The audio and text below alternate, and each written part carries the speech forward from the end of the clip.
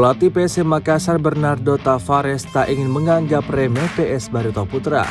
Walau timnya saat ini memuncaki klasemen sementara Liga 1 2022-2023 dengan 33 poin dari 16 laga, 9 kemenangan, 6 imbang dan sekali kalah. Pelatih berkebangsaan Portugal tersebut meminta anak asuhnya tidak lengah saat menantang Barito Putra.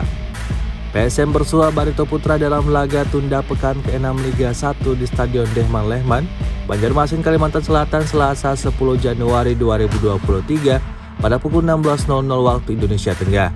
Menurut Bernardo Tavares, posisi Barito Putra di papan klasemen sementara tidak menunjukkan kualitas dimiliki saat ini. Tim berjuluk Laskar Antasari itu memang masih berkutat di zona degradasi, peringkat 16 dengan 14 poin. Hasil 3 kemenangan, 5 kali imbang dan 8 kali kalah.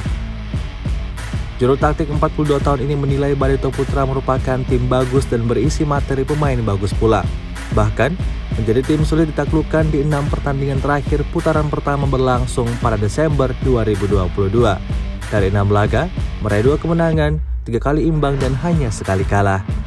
Jika timnya ingin meraih hasil maksimal di kandang Barito Putra, ia meminta Willem Jan Pluim CS mengeluarkan kemampuan terbaiknya.